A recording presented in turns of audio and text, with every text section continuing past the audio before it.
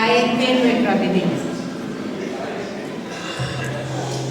Es una alegría presentar a Antonio Manuel. Esta vez ha tardado un poco, y yo sé que le duele en el alma, a nosotros también. Ha tardado un poco porque él siempre presenta su primer libro, el libro, siempre lo presenta aquí, y luego lo presenta en Córdoba. Pero esta vez ha elegido presentarlo en Córdoba. Lo vamos a perdonar. Me eligieron. Échale la culpa al editor. Échale la culpa al editor y ya está. Bueno, pues le echamos la culpa al editor que está aquí. El señor Pimentel también tenemos. Mirad que hoy tenemos 3 personas. Todos y todas somos importantes. Cada uno en nuestro sitio y en el momento que nos toca en la vida. Pero tenemos nuestro Antonio Manuel, que cuando la gente dice Almodóvar, dice, ¡ay!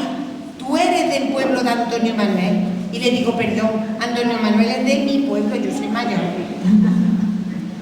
Tenemos a Manuel Pimentel, ya sabéis que es ex ministro, pero sobre todo es un gran investigador de arqueología, es un gran escritor. Y tenemos la gran suerte además de que es ateneísta nuestro. No del Ateneo de Córdoba, eso se lo pierde, sino ateneísta nuestro. Y luego tenemos a Lidia, que ya sabéis, lo gran comunicadora que es, y la gran pregonera, el pregón tan maravilloso que dio de carnaval. Ya sabéis lo importante que es el carnaval para nosotros. Yo agradezco de verdad a todos, pero se lo agradezco también muchísimo a los socios y las socias de este Ateneo, que somos los que lo mantenemos. Así que hay que animar a la gente joven, a los que no son socios, a los amigos, porque es que esto tenemos que seguir perpetuando, que sea un centro de cultura y un centro lúdico que nos haga ser en todo el mundo, que nos conocemos ya en todo el mundo. Correcto. Que con nuestro 100 aniversario, que hemos estado antes hablando, yo creo que no hay ningún pueblo de España que tenga 100 años sin interrupción de un Ateneo como el nuestro. En Andalucía somos el tercero, primero Cádiz, luego Sevilla, luego nosotros. En Granada es verdad que son muy antiguos, pero tuvieron interrupciones. Pero nosotros ni en la guerra ni en la posguerra. Y es una cosa muy extraña, porque es que además los presidentes nuestros eran también luego alcaldes republicanos, y sin embargo esto no murió. Y tenemos que seguirle dando nuestro empuje y nuestro ánimo. Así que, sin más, vaya a estar estupendamente, porque son 3 grandes comunicadores, y os pido un aplauso, pero para ellos y para nuestra gente.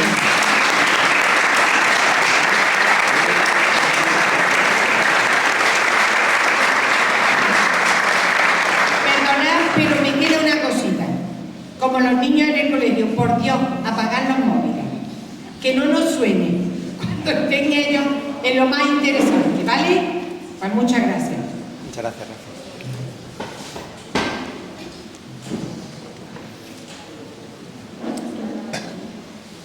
Buenas tardes a todos y gracias por acompañarnos en este acto tan especial celebrado en el Ateneo, al que quiero felicitar personalmente. No se oye. Tiene un micro.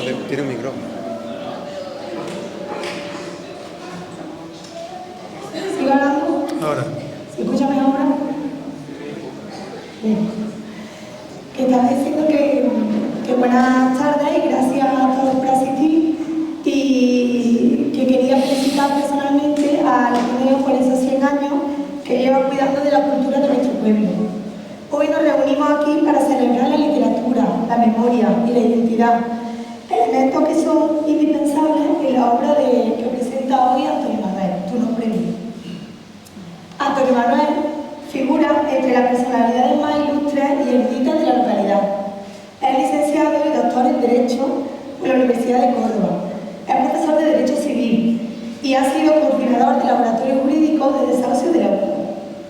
Su compromiso social y cultural lo ha llevado a fundar y presidir la Federación de Ateneos de Andalucía, además de ser patrono de la Fundación Blas Infante y director de la Cátedra Blas Infante de Andújar. Su compromiso con el patrimonio cultural se refleja en su labor en la Fundación Blas Infante y en la recuperación de la obra de teatro popular Entre dos fuegos de Monterrey. Antonio Manuel ha cultivado diversos géneros literarios, desde la novela hasta el ensayo, la poesía y el teatro. Su primera novela, Nenia, le valió el Premio Nacional Amador de los Ríos y con el desmayado vuelo de la cigüeña obtuvo la beca de creación literaria de la Diputación de Córdoba. Entre sus obras más destacadas se encuentra La huella morisca, Flamenco, Arqueología del Mundo, que es una de mis obras literarias favoritas, El soldado asimétrico, La luz que fuimos y La que hoy nos reúne aquí, Tu nombre mío. Su obra se caracteriza por una profunda reflexión sobre la identidad andaluza y la memoria histórica. En el ámbito cinematográfico, Antonio Manuel ha dirigido y guionizado el documental Lorca en La Habana, una mirada inédita a la estancia de Federico García Lorca en Cuba en 1930, que se estrenó en el Festival de Málaga en marzo de este mismo año. Antonio Manuel es un intelectual polifacético cuya obra literaria y académica contribuye significativamente al panorama cultural andaluz, destacándose por su capacidad por abordar temas universales con una mirada profunda y comprometida. Hoy, en su tierra natal, en Almodóvar, nos presenta Tu nombre mío, una obra dotada de una narrativa sobria y emotiva que explora la complejidad de los vínculos familiares y las cicatrices del pasado. Nos acompaña también Manuel Pimentel, editor de la novela que hoy nos convoca. Ha sabido apostar por voces que dejan huella. Me gustaría invitarlo a compartir con nosotros su visión sobre Tu nombre mío y cómo este libro llegó a ocupar un lugar en el catálogo de Anusara. A continuación escucharemos a Antonio Manuel y a Manuel Pimentel compartir con nosotros su visión sobre esta obra y el proceso de creación y publicación que la ha hecho posible. Ahora me dirijo a Manuel. Manuel, como editor, ¿qué fue lo que más te atrajo de Tu nombre mío cuando llegó a tus manos? Bueno, muchísimas gracias. Un honor ser presentado, compartir tarima, ¿verdad?, con mi amigo y admirado Antonio Manuel, y muchísimas gracias a las personas que nos acompañáis y al Ateneo, que es una pasada. 100 años son muchos años para una institución cultural cualquiera. Competimos en Andalucía, ni más ni menos, con la Cádiz de la postrimería de la Cádiz liberal, de la gran Cádiz liberal, y con Sevilla, que es mucho Sevilla, y de 3, Almodóvar, que es mucho Almodóvar. Por tanto, este centenario, felicidades, y está. En la Federación Andaluza Ateneos nace a raíz del impulso de los Ateneos, del Ateneo de Almodóvar, con lo cual tiene una presencia importantísima. Por tanto, hoy feliz de estar aquí en mi Ateneo y para mí un enorme honor. Hoy voy a hablar como editor, ¿vale? Ser editor es muy difícil. Conoceréis a pocos editores. Son raros. ¿Qué es un editor? Si yo dijera, la gente cree que es una imprenta, otros que dicen, pues mira, un editor no escribe el libro, no imprime el libro, no vende el libro. Y entonces, ¿qué carajo hace un editor? ¿Vale? En la industria del libro. Sin embargo, es absolutamente fundamental. Un editor, sobre todo, es la mirada. El buscar temas y autores que tengan algo que decir y tener una capacidad de hacerlo libro, llevarlo a librería y tener notoriedad pública para ayudar a la venta. Eso es un editor. Es una actividad compleja, como hoy la conocemos, nace en el siglo XIX, ya tiene más de un siglo la figura y sigue en esto. Yo con Antonio Manuel me unen muchas cosas, aparte de años de proyectos compartidos. Hemos hecho incluso algún libro, somos coautores de una obra sobre el fundamento de Andalucía de Blas Infante, somos socios del mismo Ateneo, somos patronos de la misma fundación, estuvimos en algunos experimentos políticos incluso juntos.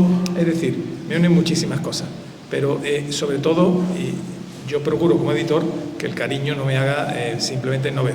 Yo advierto desde el principio, ¿no?, el talento artístico, intelectual y la mirada que atesoraba. Fijaros, un editor hecho olfato, porque claro, vender libros es dificilísimo. Fijaros, vender un libro es dificilísimo. o echan mucho olfato, si ya es difícil teniendo olfato salir para adelante, como no tengan mucho olfato, no tiene nada que ver. Yo no tenía duda, y Antonio Manuel le iba diciendo antes de publicar el libro lo que íbamos a vender de cada libro. Algunos de ellos nacieron aquí. Hemos tenido la buena costumbre de periódicamente quedábamos, nos tomábamos nuestra copa de vino y Antonio Manuel me comentaba su proyecto, intercambiamos opiniones y lo había. Pero Antonio Manuel, fijaros, tiene, has dicho, su obra de no ficción, que es muy importante, La huella morisca o Flamenco, entre otros, son obras que han sido trascendentes. Cambiar un imaginario, o sea, pueden cambiar la mirada de una sociedad, los paradigmas, los discursos, eso es dificilísimo. Una vez que se implanta algo en la sociedad, pasa a los libros de texto, pasa a los documentales por inercia, muchas veces ni siquiera por maldad, por pura inercia es cambiarlo. Bueno, la mirada de Al-Ándalus, su presencia, lo que significó su muerte o su continuidad, la mirada revisitada de Al-Ándalus, tiene Antonio Manuel uno de sus principales protagonistas. Es una obra que claramente está influyendo y sigue influyendo. Flamenco igual. Por tanto, la parte ensayística, que a mí además la forma me encanta, esas frases cortas, contundentes, que te suenan al final, que tienen una evocación poética además maravillosa, pero encima, argumentando, yo veía que había nacido un clásico. Con Flamenco te lo dije, ¿te acuerdas, Antonio Manuel? Lo terminé y digo, prepárate que vamos a llegar ediciones y ediciones y ediciones. Antonio Manuel continuará en la parte de ensayo, pero adquiere un reto todavía más difícil, que es la ficción. La novela es mucho más, fijaros que parece que la novela es más fácil, cuentas historias, bueno, puedes contarlas, pero destacar en novela es muy difícil. Hay muchas novelas, en fin, que son dignas la mayoría, pero que un lector le interese la obra de un autor, la siga, se gaste 20 euros y más que los 20 euros invierta las 3 o 4 horas que dedicarle a la lectura, tiene que ser una obra que aporte especialmente. Bueno, Antonio Manuel ha ido teniendo ya una carrera de novelista muy importante, que yo lógicamente pues apoyo con entusiasmo, y además viendo obras de estilo muy distintas. El soldado asimétrico, que tiene algunas historias muy curiosas, ¿no? Esa fiesta todavía la tengo grabada, ¿no? Esa fiesta, no sé, en plena guerra civil entre, no sé si en el Riz o en el Palace, que hizo que en fin, esas imágenes que te quedan, las botas, la novela muy curiosa, La luz que fuimos, sobre una revolución en la postrimería de la Córdoba califal, una novela histórica, y ahora esta que presentamos hoy, que es una preciosidad. ¿Por qué publico la obra de Antonio Manuel? 1, porque me gusta; 2, porque aporta valor; 3, porque tiene calidad; y porque hay una política que es recíproca, ¿no?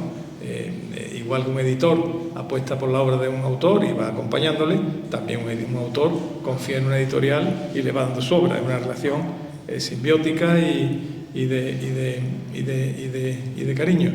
Y de alguna forma, pues Antonio Manuel también ha ido viendo casi desde su origen la vida de Almozara. Nos conoce desde el principio, conoce los equipos, cómo ha ido, nuestros momentos más buenos, los más malos, los medio pensionistas, y lo ha ido viendo como con todos nosotros, ¿no? Y por eso, ¿por qué publico Antonio Manuel? Porque sobre todo, como editor, hay algo hermoso, bello, diferente que aporta a la sociedad. Y si estáis pensando en un libro, un editor siempre ve, hay como 3 reglas de oro para que te publique un libro. 1, tener algo que decir, ¿vale? Que hay personas que saben mucho pero no tienen nada que decir. Es tu mirada, tu opinión, tu mirada personal. 2, sabes decirlo, porque puedes tener ideas y puedes decir, oye, pero hay que ponerse, machacar, y te tiene que salir bonito, fluido. Las estructuras, tienes que saber trasladar lo que quieres decir de forma armónica, coherente, entendible. Y 3, tener ganas de hacerlo, ponerte muchas horas.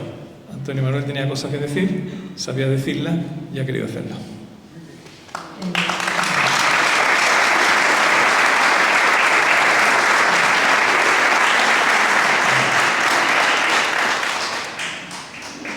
¿Hubo algún momento del proceso editorial en el que sentiste que este libro podía ser especial para muchos lectores? Antonio Manuel hará, este libro es especial para muchos lectores, ¿vale?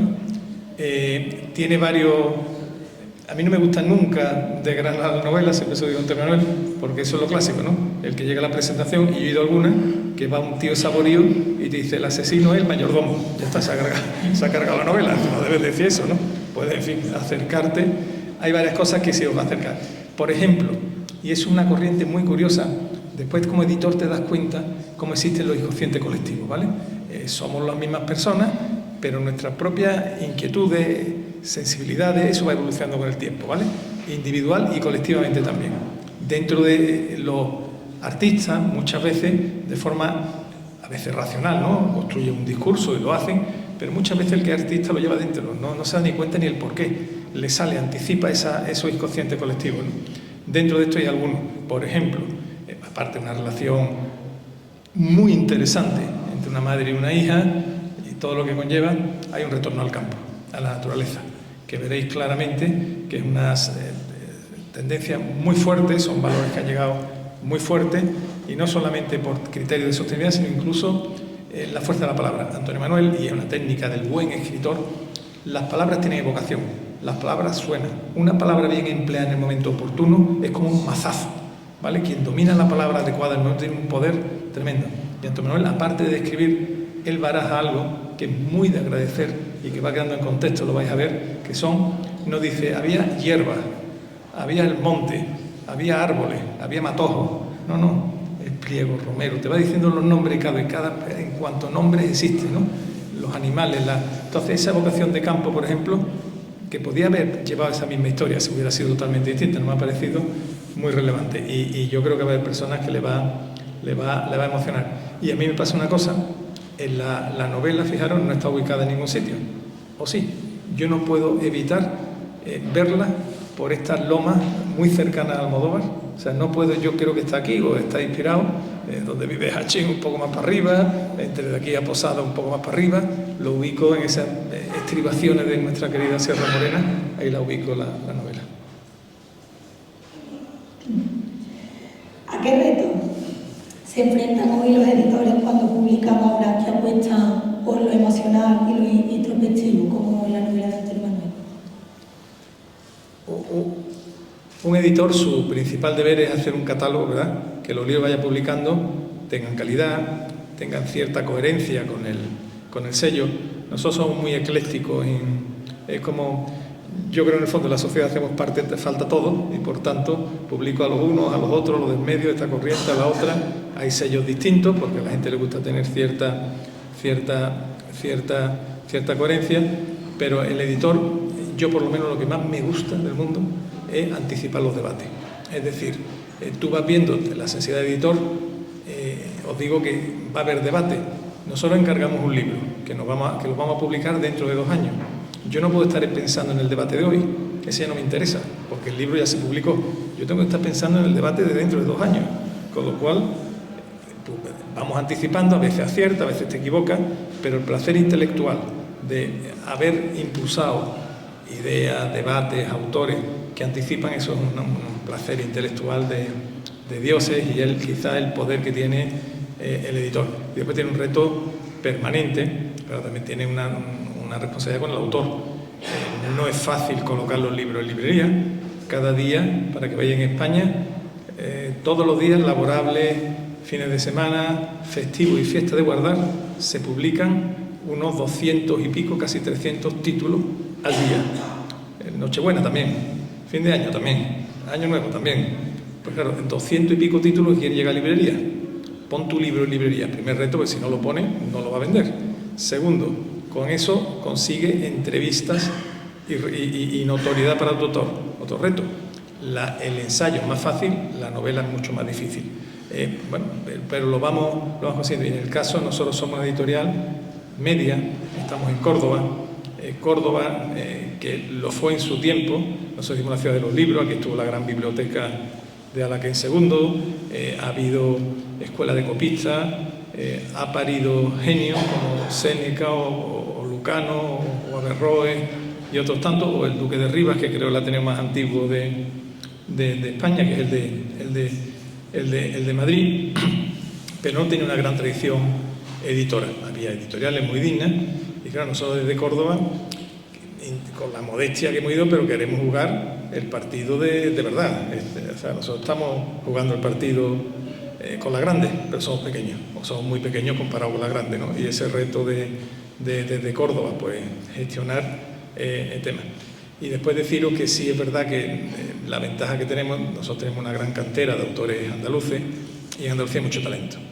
Artistas, eso, cada tierra da lo suyo, y aquí será el agua, la tierra, la latitud, la longitud, lo que fuere, ¿no? Pero la verdad que sale, y eso es una gran cantera que tenemos. Decían que con esto de las redes sociales, internet, la inteligencia artificial, las series, ¿quién carajo va a leer un libro? Los editores están muertos. Lo veis, nadie lee libros, lo veis todos los días. Los jóvenes no leen libros. Esto está muerto. Bueno, es otro topicazo, leyenda urbana. Resulta que jamás, nunca en nuestra historia se vendieron tantos libros como ahora, de papel, ¿vale? También los ebooks. Pensad en vuestras casas, pensad los que tenéis hijos y nietos, los libros que había en la casa de vuestros padres, pensadlo. Pensad en la biblioteca que tienen vuestros padres y vuestros abuelos, pensadlo. Y los libros que tienen vuestros nietos o vuestros hijos, miradlo. Es decir, el libro se ha incorporado, habrá gente más lectora, menos, pero no es un producto. Y además ahora, por eso el editor lo que tiene que sacar son libros que interesen. Vivimos un tiempo, yo me siento muy afortunado, ¿no?, por vivir estos tiempos se está rompiendo mucho de los paradigmas que teníamos, todo cambia, todo fluye, esto es un lío, esto es un lío tremendo, lo que vivimos cambia. Bueno, y entonces la gente quiere comprender, quiere saber, busca, y ahí tenemos que estar los editores para alimentar y saciar esa inquietud, ¿no? Por tanto, yo creo que el mundo editorial, que en el fondo lleva el talento de gente que escribe o que tú le propones temas para satisfacer la demanda, es un enfermo que goza de buena salud. Seguiremos crónicamente sobreviviendo y creo que vamos a tener pues años. Los nietos de vuestros nietos probablemente, y parece mentira, quizás tengan más libros incluso que la generación de nuestros hijos o nuestros nietos. ¿Quién no iba a decir que hoy en día en la gente joven en sus casas hay mucho más libros que los que tenían sus padres y sus abuelos? Y Manuel, ¿crees que en ese mundo en el que nos estás describiendo, de la tecnología y de la inmediatez en el que vivimos, el público está volviendo a valorar lo íntimo, lo personal, lo identitario en la literatura? La belleza que tiene es que hay tantos gustos como personas, y además la misma persona, no sé si os pasa, ¿no? Hay momentos en tu vida que te apetece leer poesía, otras veces te apetece leer un ensayo de arqueoastronomía. Aquí hay gente rara, porque hay un señor que a raíz de conocer a un Anthony Hopkins, que fue en los dólmenes de Menga, quien se dio cuenta que tenían orientaciones astronómicas, se ha especializado a hacer relojes de sol.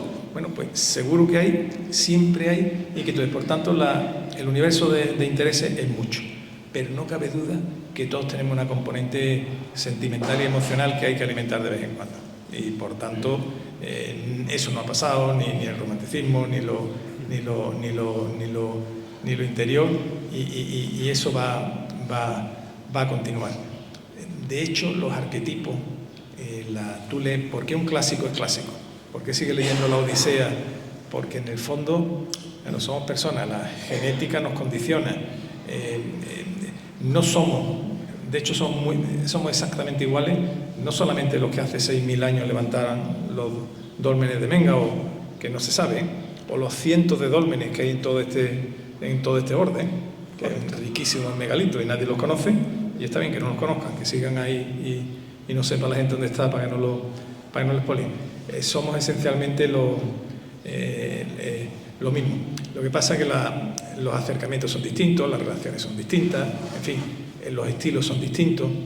Observar cuando leéis, por ejemplo, los grandes novelistas del 19, o los grandes, si ahora mismo oímos un discurso de Cánova o Sagasta, que eran grandísimos oradores, te parecerían pesados. Los gustos cambian, estéticos, todo evoluciona, ¿no? Pero continúa. Yo por eso creo que sí hay esa demanda puntual.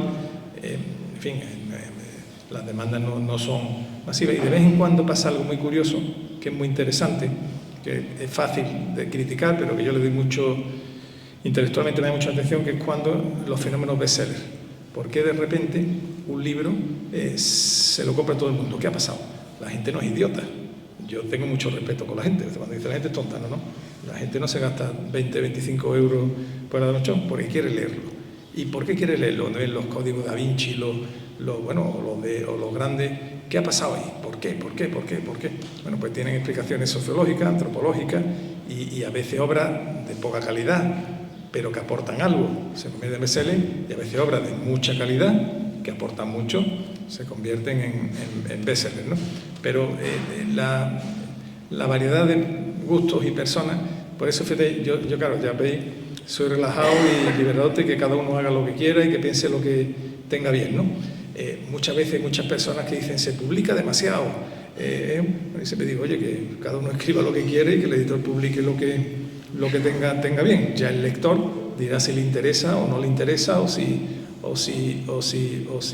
lo hay. Pero vamos, yo ya mucho, cuando siempre decimos, ¿qué negocio tan raro es este?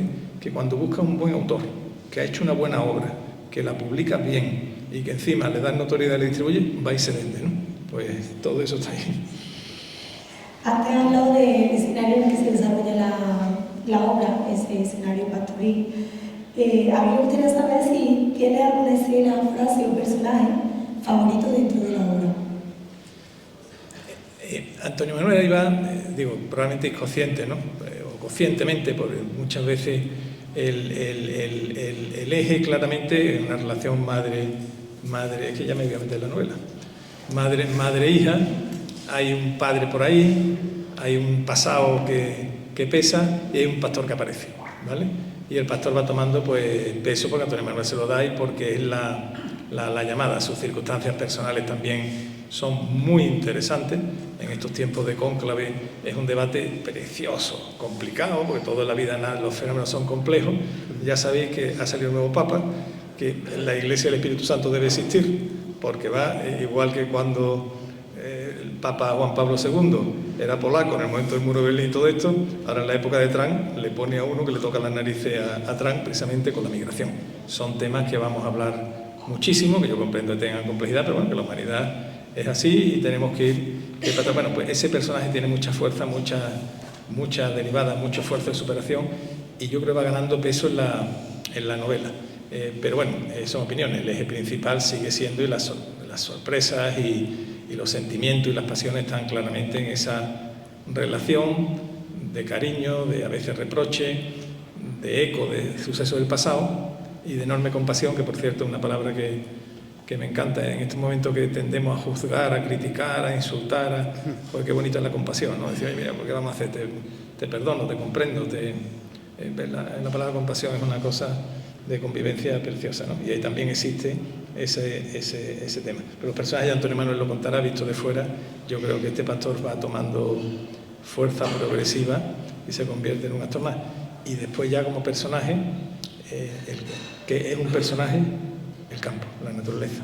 Eso adquiere mucha fuerza. Fijaros, hacer una portada es muy difícil porque tienes que trasladar los valores. Una portada es un lenguaje y aquí hay, bueno, artistas de cine y otro, un lenguaje visual que la imagen, el golpe que te da tiene que evocarte, ¿no? Pues una piara de ovejas por ahí, una pradera, un campo, bueno, porque efectivamente salen dos de sus protagonistas, ella de espalda y él o ella, la madre naturaleza, en el fondo. Efectivamente. Me diría ahora a Antonio Manuel y si en algún momento tú quieres también aportar algo sobre ya aspectos más profundos de la novela, pues puedes hacerlo. Antonio Manuel, yo primero que te quería preguntar, porque es lo primero que me llamó la atención cuando leí la obra, es ¿por qué la trama comienza con un acto tan duro e impactante?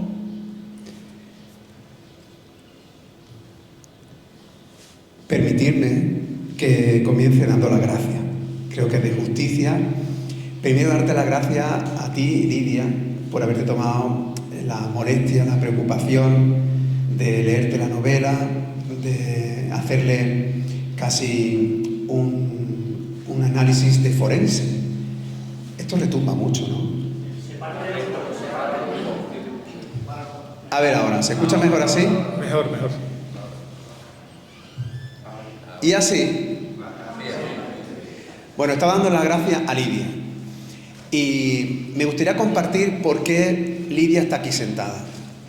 Lidia es profesora de mi hija y le pidió que le llevara la novela. Mira, que en mi pueblo alguien se interese por leer mi novela ya es un hecho realmente revolucionario, ya es importante. Que además sea una profesora ya duplica todavía el acto rebelde, ¿no? Y entonces yo creo que por justicia, bueno, ¿y por qué no va a ser ella quien nos acompañe hoy aquí en el Ateneo? Y quiero darte las gracias personalmente por haber aceptado ese reto, ¿no? Luego quiero dar las gracias, si me permitís en este orden, a Manuel, ¿no? Porque Manuel también tiene una agenda completamente endiablada. Cuando me refiero a endiablada me estoy quedando corto, es una agenda realmente loca y sin embargo cuando le pedí que viniera aquí a Almodóvar, él aceptó de inmediato. Y el que fuera esta fecha es lo que ha hecho que se retrase y por eso hoy estamos un poco más tarde, porque quería que viniese Manuel. Que Manuel participara también de un evento tan trascendente para la historia, no solo de este Ateneo, sino de nuestro pueblo, que es el que cumpla 100 años. El Ateneo de Almodóvar tiene un adjetivo bellísimo, es popular, es el Ateneo del pueblo. Y es la institución civil más antigua de este pueblo.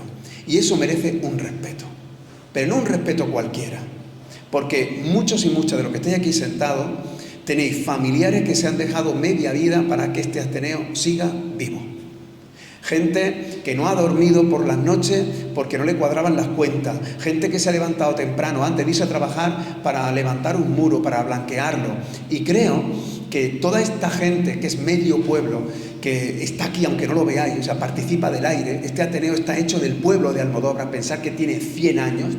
Bueno, pues yo creo que Manuel Pimentel, que es mi editor, y es una persona de una extraordinaria importancia en Andalucía, en la historia de este país, pero sobre todo en la historia de mi vida, porque yo conocí a Manuel personalmente, el primer contacto fue ahí, en ese muro, justamente ahí, y él tiene esa intuición mágica de solo compartir unas palabras. Yo le conté la anécdota de haber acudido a un acto homenaje al asesinato de Blas Infante. Todas las autoridades estaban arriba, menos él, que estaba abajo. Y yo decía, bueno, pero ¿qué hace el ministro que está abajo? Y todos los demás están arriba, ¿no? Y le conté esa anécdota ahí, y entonces me dijo, mira, mañana voy a Puente Genil a un acto, vente. Y eso hará unos 20 y tantos años, y desde entonces hasta ahora. Así que Rafi, antes con esas palabras tan cariñosas, olvidó mencionar algo trascendental. Y es que al Ateneo de Almodóvar y a la editorial Almuzara también le unen el compartir la bandera de Andalucía, que se le ha concedido justamente este año. Y yo, como estaba ahí en las dos, pues mira, sin ser protagonista, pues me sentía como doblemente feliz, ¿no? Luego quiero dar las gracias a todas y a todos los que estáis aquí, para que nadie se siente mi madre.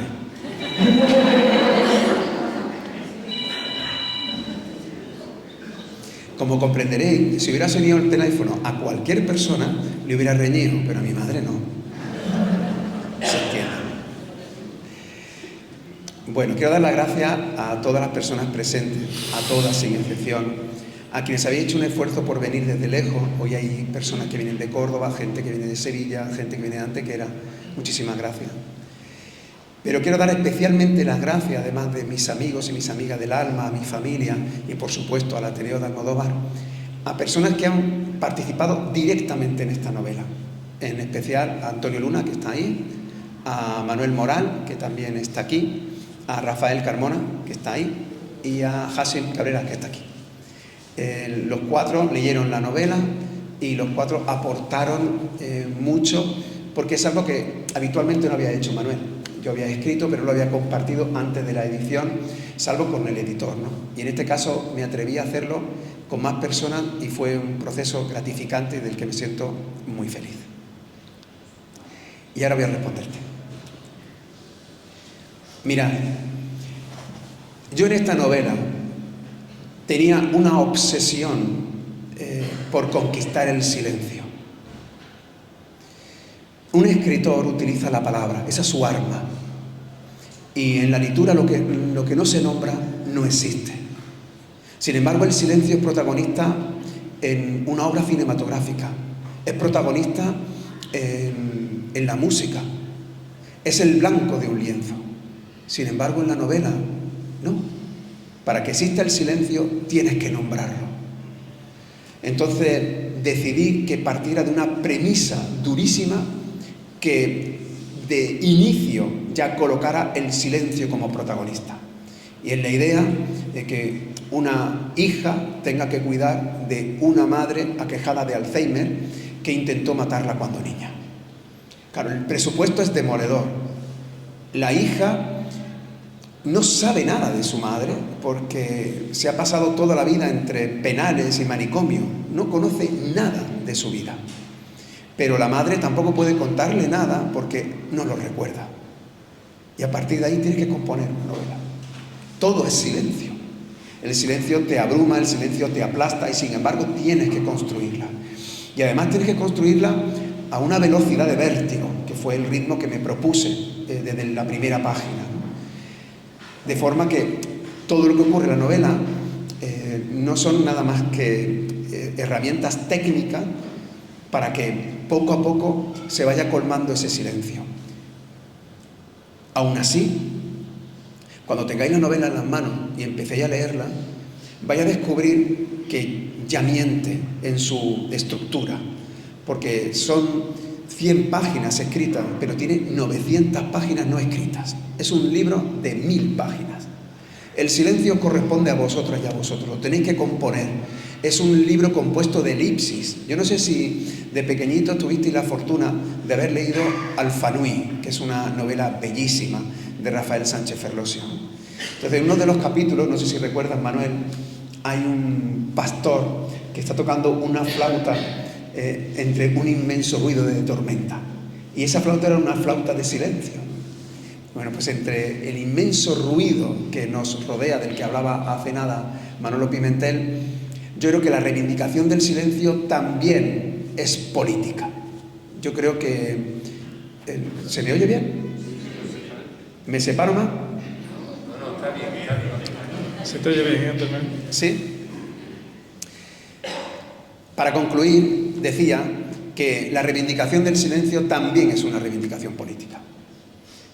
En realidad, toda mi obra está cargada de reivindicación política porque no puedo entenderlo de otra manera. Como escritor se puede ser diletante y me parece respetuosa todas las creaciones que por sí solas aborden eso que solo puede alcanzar el ser humano, que es apreciar la belleza y conquistar la belleza. Especialmente un pueblo como el nuestro, el andaluz, que está obsesionado por la perfección y por la belleza. Pero yo creo que a la belleza hay que añadirle algo más. Y en este caso, las balas de mis novelas, las balas de mis ensayos, las balas de mi teatro, las balas de la creación musical, todo lo que yo utilizo lo hago con la sana intención de intentar cambiar lo que me rodea. Porque soy consciente de que la vida es efímera, porque soy consciente de que dentro de nada no estaré y creo que el paso que yo deje por mi vida sea el que trascienda gracias a la palabra y en este caso también gracias al silencio. Además de esto que nos cuenta del protagonismo que adquiere el silencio en tu obra, me ha resultado también llamativa la brevedad de cada capítulo, así también como el uso de la segunda persona, ya que la hija no se va dirigiendo continuamente a la madre, que le está contando ella. Sí, sí. ¿Está relacionado con esto que nos acaba de contar? No sé si ¿estáis oyéndola? ¿Bien? No, es que creo que creo que te están viendo. ¿Ah, sí?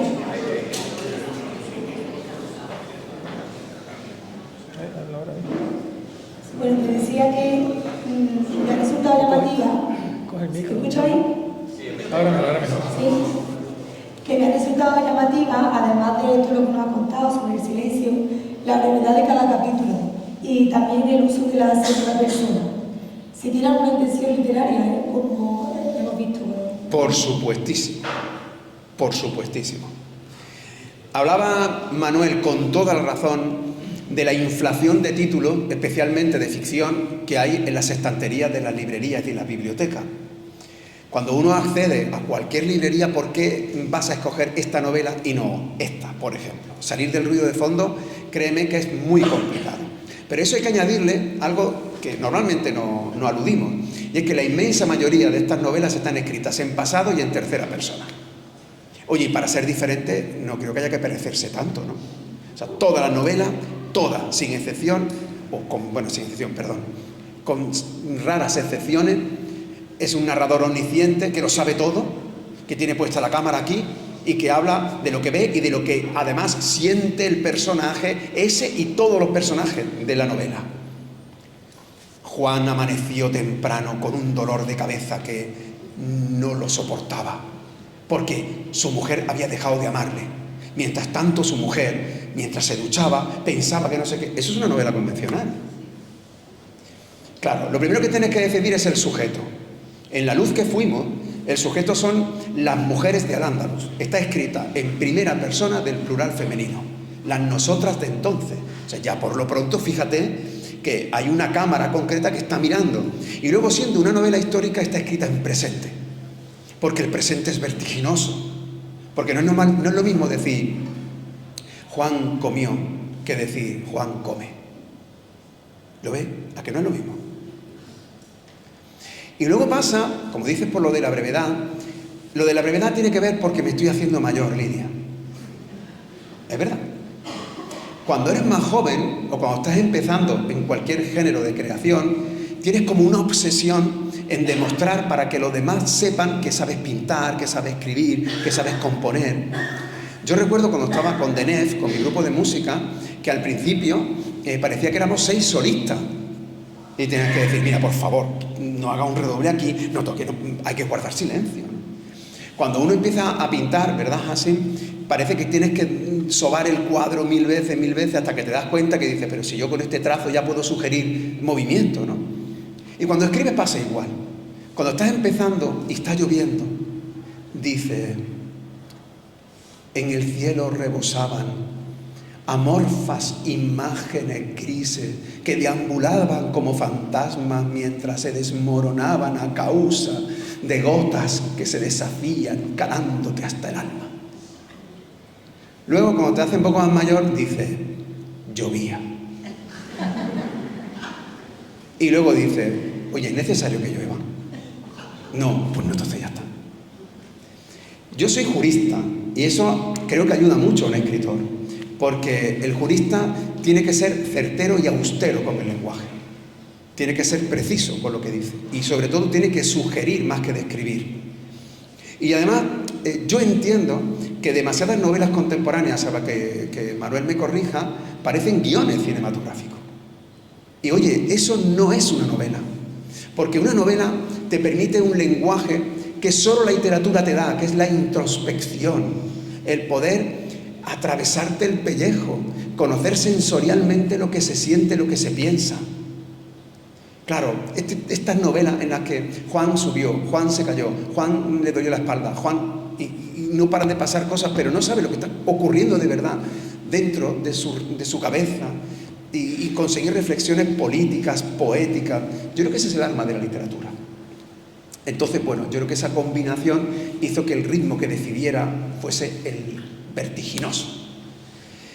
Y luego, porque esto también tiene que ver mucho con mi componente andaluza, ¿saben? Mira, un haiku es una composición poética de apenas 3 versos, pero abierta como quien coge un arco y dispara y no sabe dónde va a llegar la flecha. Pero eso es inconcebible en el flamenco, ¿eh? En el flamenco, en los mismos 3 versos, tienes que decir un planteamiento, un nudo y un desenlace.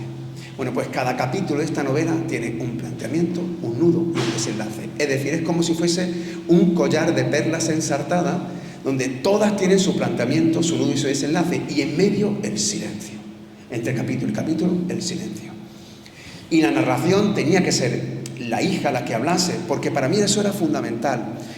Ponerlo en el pellejo, para mí esto es clave, ¿eh? Yo como escritor, si no siento lo que siente el personaje, dejo de escribir.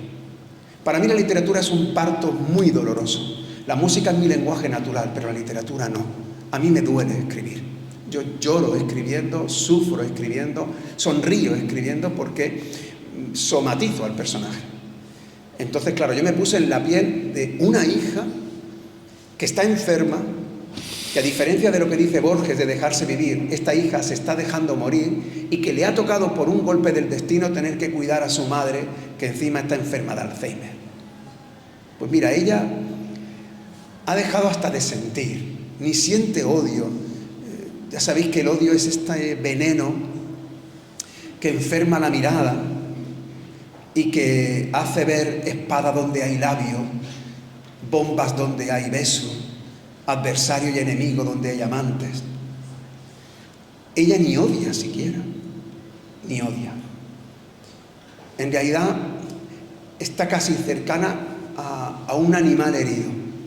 Ella es un animal herido. Ya sabéis que los animales no odian.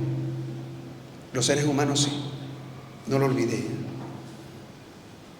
Los animales no odian. Los seres humanos somos el animal más inhumano que existe. Y esta protagonista ya ni odia a su madre, ni siente rencor, pero es incuestionablemente una distancia, intentó matarla, el único que sabe, y la tiene que cuidar.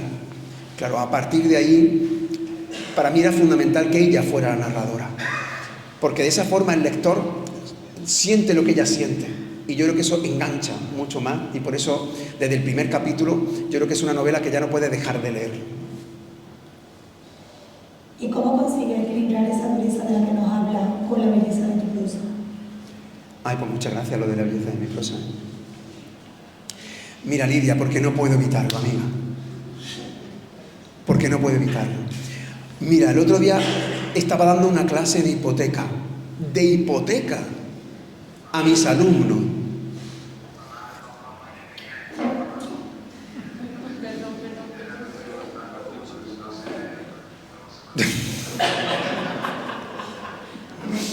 A Mamen tampoco le puedo reñir, porque Mamen también se ha dejado la vida en esta casa y Mamen ha sido la primera mujer presidenta de esta institución, ni más ni menos.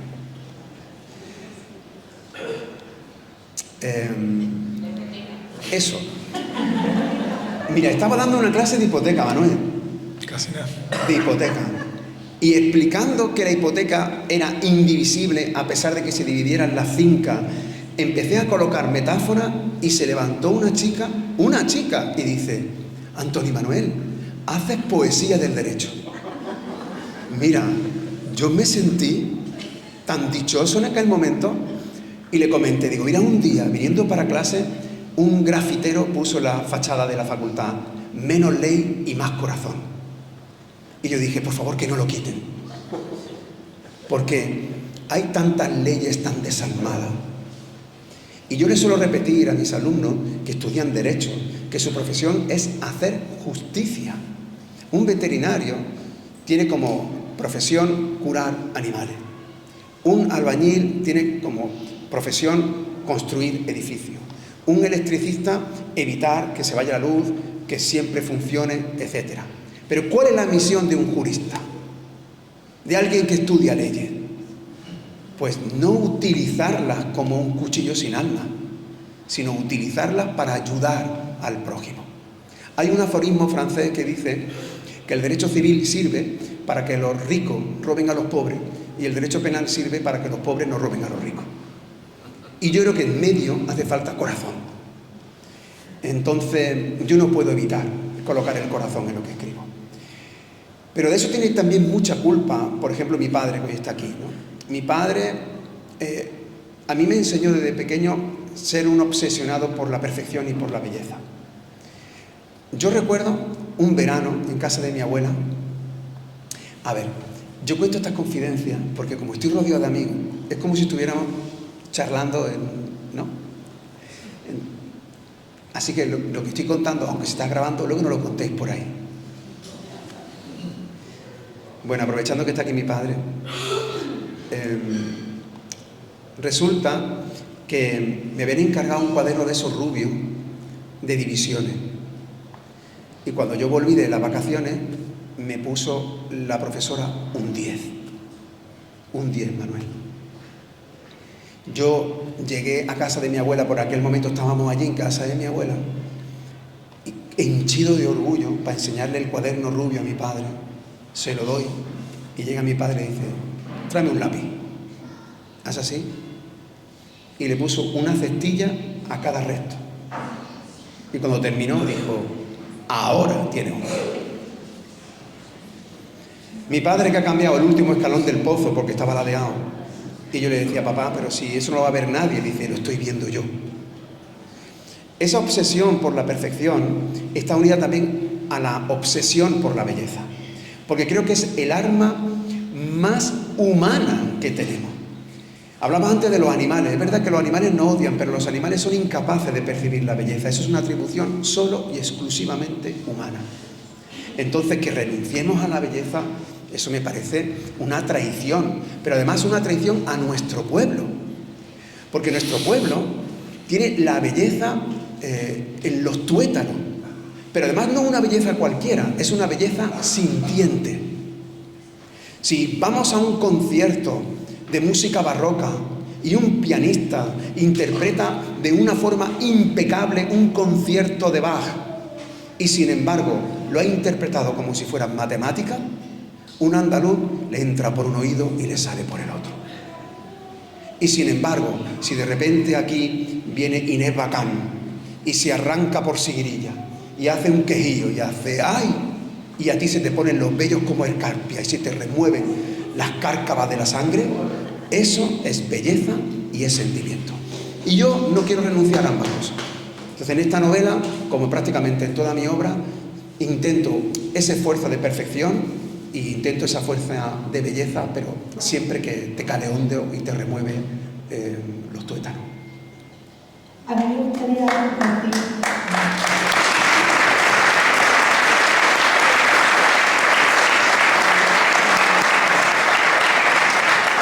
Dentro de esta belleza que nos habla, me gustaría recomendar al público que está pendiente de leer tu obra que preste especial atención en la comparativa que hace entre la madre y la casa, o las veces que alude a la casa, la definición de ella, o la descripción que hace de la casa, que es maravillosa. Y por lo menos a mí es de los pasajes de la obra que más me ha enamorado por ella. Mira, la casa como memoria, como libertad, como paz, como esperanza, también tiene nombre de mujer. Así que también tenía que ser protagonista. Aún más, la casa sí que es la narradora omnisciente, la casa es la que lo sabe todo. Este es el momento en el que yo tengo que contar algo de la novela, porque si no, no sabéis de lo que estoy hablando. Mirad, aunque Manuel me vaya a reñir, Manuel me riñe cuando pasan estas cosas, pero como te han puesto lejos... Estás desatado poco antes. Que estás desatado, pues tira. Mirad,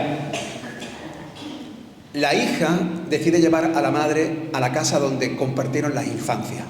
Es decir, donde la madre tuvo su infancia con la abuela y donde la hija tuvo la infancia con la madre y con la abuela. Porque al final la abuela es el cordón umbilical de tanto de la hija como la madre. Las tres comparten el mismo nombre que no conoce y las tres comparten el mismo destino, la misma represión, que son muy similares, no importa los tiempos en los que se vivan. Entonces la casa, los muros, como decía Federico, ¡ay, si los muros hablaran! Pues la casa es la que lo sabe todo. Por eso yo también cuido a la casa. Esta novela, como digo, es vertiginosa, pero se para solo en dos momentos, cuando llega a la casa o cuando llega a la naturaleza. Y ahí sí que es cierto que hay una detención, precisamente porque, no sé si lo preguntarás luego o no, pero porque la reivindicación de la naturaleza, de la que hemos hablado varias veces a lo largo de esta charla, es fundamental.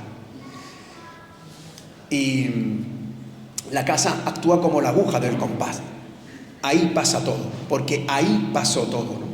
Y bueno, cuando la leáis, probablemente os reconozcáis también en esa casa, porque es verdad que no digo dónde ocurre, pero porque, aunque no se puede ser universal sin ser de ninguna parte, pero cuando la leáis, muchos de vosotros y de vosotros os vais a reconocer, porque es un paraje a caballo entre la campiña y la dehesa, ese lugar que me definió Manuel Moral en una charla inolvidable donde se hacía la transminorancia, ¿es correcto?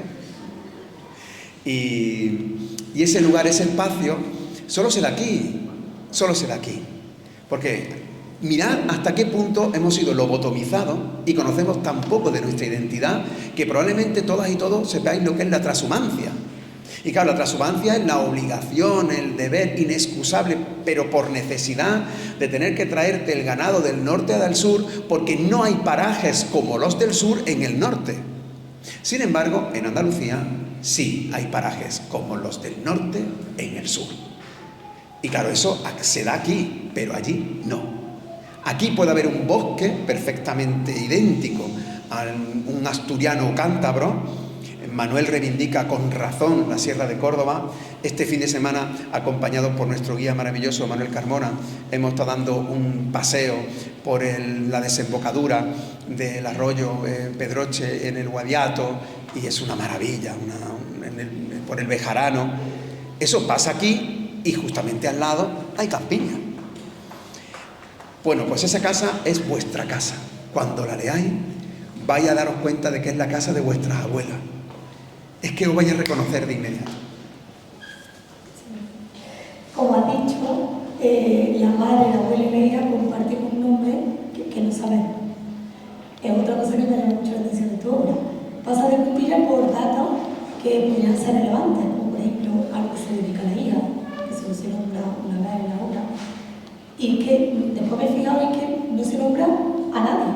Correcto, ni al perro.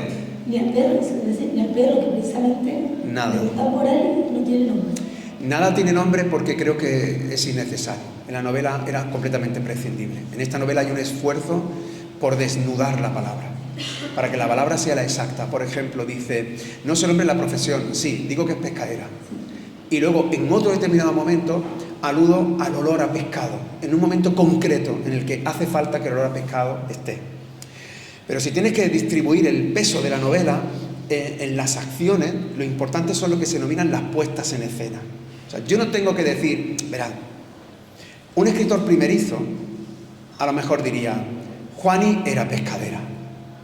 Se levantaba temprano para levantar la cochera esperando a que llegaran de la lonja, ya se embutía los guantes, ya asustada por el olor a pescado que le perseguiría durante todo el día. Es súper fácil, ¿verdad o no? Es súper fácil.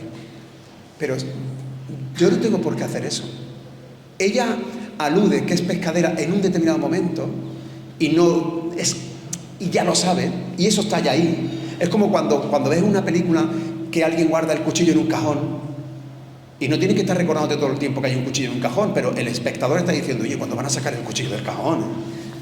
Pues igual, hay otro determinado momento en el que sí aparece en una relación personal esa alusión para describir precisamente a su amante, que por supuesto tampoco tiene nombre, ¿no? Por eso lo importante no es que los protagonistas tengan nombre, lo importante es que sepáis que el nombre de la madre, de la hija y de la abuela es el mismo porque comparten el mismo destino. Y ese mismo destino es el que han compartido todas las mujeres o la gran mayoría de las mujeres de los lugares que yo conozco. Que ha sido esa represión sorda de la mujer dedicada a la servidumbre, dedicada al cuidado eterno, ¿no? Mientras que el hombre ha sido educado al sustento, la mujer ha sido educada al cuidado. Y eso es una diferencia radical. El hombre bastaba con que llevara la comida a casa y ya está. Pero la mujer tenía que hacer todo eso y además cuidar. Pero yo sí he conocido con mi madre, con mi tía, con mis abuelas, a estas mujeres que se levantaban a las 5 de la madrugada para tener que hacer la casa, ir a comprar el pan, hacer la comida, colocarse el pañuelo, el gorro de paja, irse a coger algodón, ser las que más algodón cogían. Cuando tenían que parar, eran ellas las que iban a por las esportillas, ellas las que ponían la comida, terminaba el jornal, se iban a casa, los hombres iban a la taberna y ellas tenían que lavar la ropa y tenían que seguir. Oye, por favor, eso lo he vivido yo. Eso lo he visto yo con mis propios ojos. Y todas esas represiones han estado silenciadas y no se han hablado de ellas. Me acuerdo perfectamente cuando se decidió escribir una obra por la Diputación Provincial de Córdoba sobre el patrimonio de las mujeres. Y recuerdo que a mí el pueblo de Almodóvar me eligió por una casualidad, que yo eligiera una mujer, y la primera pregunta que hice fue: ¿y en este libro cuántas jornaleras hay?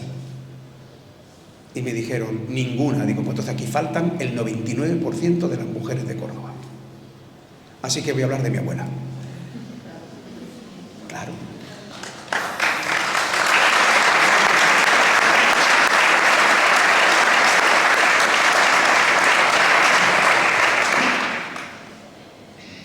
Como has comentado también antes sobre ese ambiente pastoril en que se desarrolla la obra, la figura del pastor pues, es fundamental. Pero, ¿qué representa exactamente? Mirad, cuando la hija lleva a la madre a la casa de la abuela, se encuentra que la casa está ocupada por un pastor marroquí. De repente saltan todos los prejuicios de precisamente un ocupa, y además un pastor, y además marroquí. Pues bien, este personaje es el más culto de toda la novela. ¿Por qué es el más culto? Primero porque sabe hablar árabe, que nosotros no sabemos. Porque además sabe hablar francés, que la mayoría de aquí tampoco sabe. Porque además aprendió castellano viendo partidos de fútbol en Tetuán. Porque cruzó la frontera debajo de un camión y trabajando de basurero, es decir, en aquellos trabajos que nosotros no queremos, él cogía los poemarios que arrojábamos a la basura y al final acabó leyendo a Cernuda, a Federico. Y él cuidaba a las ovejas recitándole poesía. La protagonista no lee ni los prospectos de las medicinas. Y sin embargo, ese pastor, además de todo eso, además sabe leer la tierra. Mirad, yo soy de pueblo. Cada vez que voy por ahí defiendo a capa y a espada que soy de pueblo y que soy de Almodóvar del Río. Los de pueblo tenemos el mismo defecto que Miguel Hernández, que Federico García Lorca, que Juan Ramón Jiménez, es decir, somos gente de pueblo. Pero nos está pasando algo gravísimo a la gente de pueblo.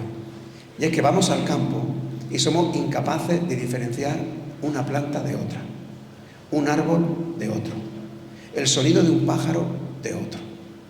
Nos hemos convertido en analfabetos del mundo que nos rodea. Y sin embargo, ninguna ciudad da el agua que se bebe, ninguna ciudad da la comida que se come, ninguna ciudad da el aire que respira. Eso ocurre en el mundo rural y ahora resulta que nosotras le estamos dando la espalda. Ya era grave que nos pasara a nosotros, que somos esa generación que está a caballo entre la de nuestros padres, que jamás se perderían en el campo y que podrían ir con los ojos cerrados simplemente oyendo el canto de las totovías. Pero es que nuestros hijos, esos sí que son completamente analfabetos. ¿Y sabéis quién tiene la culpa? Nosotros. Yo recuerdo haber ido con mi hijo, eso en un recuerdo inolvidable, por Montellano, y mi hijo, con la curiosidad que le caracteriza, me decía: ¿cómo se llama esa planta? Y yo me inventaba los nombres, porque no sabía cómo se llamaba. Mira, en un paseo inolvidable, Manuel Moral, que está aquí presente, bajando desde Villaviciosa hasta aquí a Almodóvar, en el mismo sendero que utilizaron los republicanos de Almodóvar cuando tuvieron que huir de aquí, en una de las rutas narradas al detalle por mi abuelo Antonio Ramos, el carbonero, él me estuvo diciendo que él sí sabe si está en la campiña o está en la sierra, cerrando los ojos, escuchando los pájaros. A mí eso me emociona, porque yo no escucho nada. Yo tenía que honrar eso. Y por eso este pastor, además de los idiomas que habla, además de leer la poesía que nosotros despreciamos, además de todo eso, sabe leer la tierra. Y además sabe utilizar el lenguaje más hermoso que podemos hablar con el cuerpo, con las manos, con los labios, que es el amor. Porque esta novela es una novela de amor. Es una reivindicación apasionada del amor y del perdón para restañar las heridas. Quien no sabe perdonar, no sabe amar. Quien no tenga la capacidad de perdonar, no tendrá jamás la capacidad de amar. Y este hombre acaba cuidando. Cuida a la madre, cuida a la hija y la hija poco a poco acaba amándose a ella. Y cuando acaba amándose a ella, acaba amando a la madre. Y poco a poco se va restañando todas esas heridas. El pastor es un personaje crucial en la novela, porque destruye todos los prejuicios y porque además nos coloca un espejo a esta sociedad ignorante, a esta sociedad hipócrita, a esta sociedad que se niega a mirarse a sí misma, que plantea fronteras donde no las hay, que acaba discriminando a otros por distintos, y sin embargo esos distintos somos nosotros mismos y somos los que despreciamos. Si amáramos la mitad que amara este personaje, creedme que el mundo nos iría muchísimo mejor, y por eso esta novela también es rabiosamente política.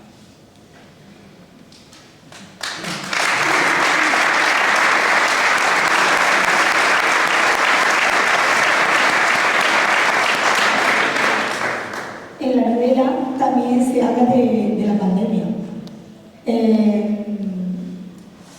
Se dice que en ese momento murió la abuela, pero no fue la causa de la muerte. ¿Quieres con eso ponernos un espejo a la sociedad actual y ver que es un reflejo de lo que estamos viviendo? O quizá la manera en la que influyó en ti ese momento de pandemia. Voy a decir algo políticamente incorrecto. Yo fui muy feliz durante la pandemia. Lo fui.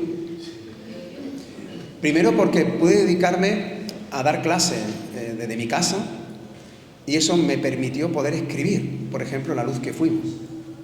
Pero sobre todo porque jamás olvidaré las tardes jugando con mi hija, jamás olvidaré el ejercicio y el ridículo que hacía con mi esposa delante del televisor.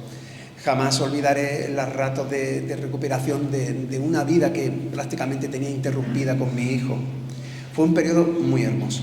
Entonces, no, es verdad que un novelista, créeme, tiene que utilizar la ficción como una herramienta. En esa novela, claro que hay retazos de tu vida, porque estás tú, pero aquí está Manuel, que además de editor es un excelso escritor. Nosotros imaginamos, nosotros creamos, es un mundo paralelo. No. Lo que pasa es que la abuela no podía estar. Eso sí que es fundamental. La abuela no podía estar.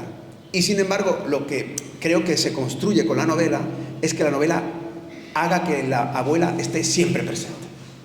Y a mí eso me parece bellísimo, porque las cosas existen cuando se nombran. Y cuando tú nombras a tu abuelo vive. Cuando tú nombras a tu abuela viva.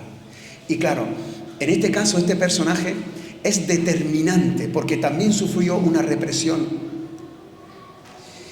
que aquí hemos vivido. Como sabéis, yo también una de mis causas es la memoria, la defensa de la memoria, de todas las memorias, ¿no? Esta abuela, aunque parezca que estoy contando mucho, creedme que en realidad es como una especie de libro de instrucciones para cuando lo tengáis en la mano. Porque para eso estamos aquí. O sea, en realidad lo que hace que tenga sentido una presentación de un libro, a diferencia de un club de lectura. Cuando tú tienes un club de lectura, estás hablando con alguien que ya te ha leído la novela, ¿no? Pero cuando estamos con gente que no ha leído, en realidad estamos dándole algo que solo a ti le podemos dar, ¿no? Pues bien, mirad, esta mujer, la abuela, tenía una pareja y tenía 2 hijos. Y sin embargo, la guerra se llevó a su pareja, transitó la Segunda Guerra Mundial, acabó en Argelia, acabó en un campo de concentración y regresó. Y cuando regresó, su compañera se había casado con otra persona. ¿Para qué? Para que sus hijos no murieran de hambre. Eso ha pasado aquí, en Almodóvar. Eso ha pasado en Córdoba, ha pasado en Posada, ha pasado en millones de lugares. Y sin embargo, creedme que no aparece en ninguno de los listados de represaliados como consecuencia de esta guerra incivil que vivimos. No aparece. Ese hombre, cuando llegó, se ahorcó. Eso que estoy contando pasó en este pueblo. No estoy contando algo que no pasó. Aquí no estoy inventándome. Un hombre llegó aquí a Almodóvar, encontró que su pareja de toda la vida se había casado con otro y se ahorcó. en el libro de registro de defunciones es un suicida. Sin embargo, a mi juicio, es un represaliado, es una consecuencia de lo que se vivió en la guerra. El hermano de la protagonista fue perseguido por un terrateniente para que tuviera relaciones sexuales con él. Él se negó y se organizó una cacería para matarlo. Y lo mataron. Y apareció como un accidente, abatido por accidente. Bien, esta persona también es real y también es de Almodóvar y tampoco aparece como represaliado en los libros. Entonces la abuela es ese hilo conductor que incorpora todo lo que ella cayó, porque todo eso que se ha vivido no se cuenta. ¿Para qué? Para salvar a tus hijos. La mejor manera que han tenido nuestras abuelas de cuidar a sus hijas fue callando. Yo recuerdo, y ahora que está aquí mi madre presente, que cuando me tocó escribir sobre mi abuela, yo le pregunté a mi madre, pero mi madre apenas conocía la vida de la posguerra de mi abuela, ¿no? Se lo tuve que preguntar a mi tía Rosa. Mi tía Rosa sí. ¿Por qué? Porque mi abuela cayó, después cayó. Era la mejor manera de proteger a mi madre, que no conociera lo que había vivido ella, lo que habían vivido sus hermanas mayores. Eso es también universal. No es mi madre, no mi familia. Son vuestras madres, son vuestras abuelas. Ese silencio pesa. Ese silencio es antiguo. Ese silencio se puede cortar con una navaja. Tanto se puede cortar que cuando hoy algunos reivindicamos poner voz en el silencio, muchos dicen, no, mejor estate quieto. Yo he conocido casos reales, de intentar contar esta historia novelada y después no hacerlo porque familiares le han dicho que no lo hagan. Y estamos en el 2025. Ese silencio también está en esta novela. Es un silencio distinto, tiene una pátina diferente, pero se toca. Porque una de las cosas que yo aprendí de mis maestros, como García Márquez o como Juan Rulfo, es que la novela tiene que oler. Y si la novela es dura, cuando pasan las páginas te tienen que arañar los dedos. Y si la novela está cargada de sensaciones, tiene que dejarte en un estado de shock o de asfixia, ¿no? Si no lo consigo, entonces que fracasé. Pero esa era la intención de mi novela. Pues ya para finalizar, quería preguntarte qué efecto pretende causar tu nombre mío entre los lectores. Ay.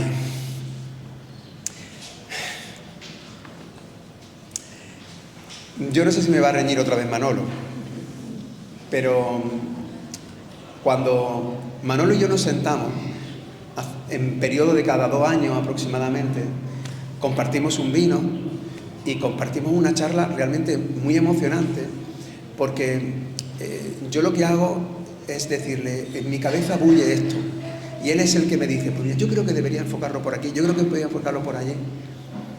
Él probablemente piense en los lectores, vamos, seguro que piensa en los lectores. Creo que era Oliverio Girondo, ¿no?, el que decía que los libros se escriben como un reloj, pero se venden como un salchichón, ¿no? Y él tiene que pensar en vender libros, pero es extraordinariamente respetuoso conmigo, que no pienso en eso.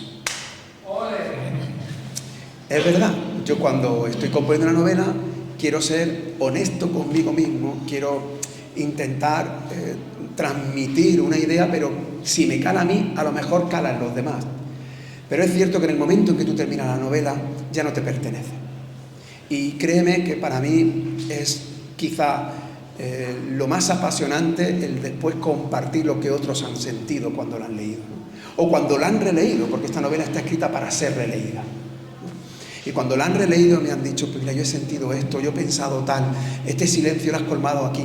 O sobre todo cuando hablan no solamente de lo que está escrito, sino de cómo está escrito. Porque cuántas veces cuando se aborda una novela te preguntan de qué va, pero qué pocas veces se pregunta ¿y cómo está escrita?, ¿no? Y claro, yo creo que en esta novela tiene que haber un equilibrio entre el fondo y en la forma, ¿no? Así que en realidad no tenía ninguna intención a priori de transmitir a los lectores. Pero lo que yo sí quería decirme a mí es 2 puntos. Uno, tenemos que amarnos más, de verdad, ¿eh? Amarnos más significa tener siempre presente lo que la persona te ha dado. Todos nos equivocamos en la vida, todos cometemos gravísimos errores. Cuando cometamos un error, por favor, no nos juzguéis por el error, sino por toda la vida que está detrás. Y si no puedes en ese momento, espera y sigue amando. Esta novela, como digo, intenta mandar ese mensaje porque yo me lo mandé a mí mismo. Luego es un mensaje radical de respeto al diferente y a la naturaleza. Porque desde que existimos los seres humanos sobre la Tierra, que es un periodo ínfimo de la historia del planeta, hemos cometido tantas atrocidades, tantas, que he bebido agua del río, que yo he bebido agua de las fuentes de mi pueblo, 30 años después, en mi pueblo no hay fuentes que den agua. Si eso no es un atentado ecocida, dime qué. Que el pueblo mire indolente hacia un atentado de esa magnitud, es decir, que estamos hablando que mi pueblo, que es uno de los más ricos en agua de toda España, que además tiene un pantano que, por cierto, no disfrutamos como regante, que los veneros que nos atraviesan las tripas de este pueblo no rieguen ya ni una de sus fuentes, oye, vamos a pensarlo, ¿no? Este pueblo, me refiero a la humanidad, ha cometido el enorme latrocinio de esquilmarnos en un tiempo récord. Pero tan grave es que desaparezca una especie en el planeta como que desaparezca una palabra. Estamos acabando con la piel y con el alma del planeta, con las dos cosas. Y hay que defender a ultranza nuestra cultura y nuestra naturaleza, que en el caso del pueblo donde yo vivo es la misma cosa, son hermanas siamesas. Eso es un mensaje radical que yo mismo me doy y que ojalá cale cuando se lea la novela. Por eso ese respeto al distinto, ¿no? Ojalá que cuando leáis la novela sintáis que lo que nos une es el respeto por la diferencia.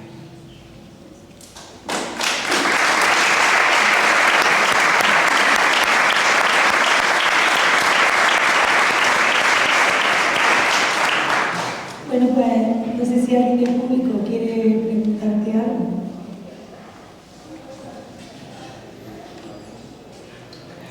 Que ponga el colofón, Manuel. Ya. Venga, Lidia. Bueno, yo para concluir pues quería primero agradecerte esta oportunidad que me da, pues cuando lo dijiste digo, no le puedo decir que no. No sé cómo lo voy a hacer, no sé de qué manera voy a salir del paso, pero no puedo perder la oportunidad.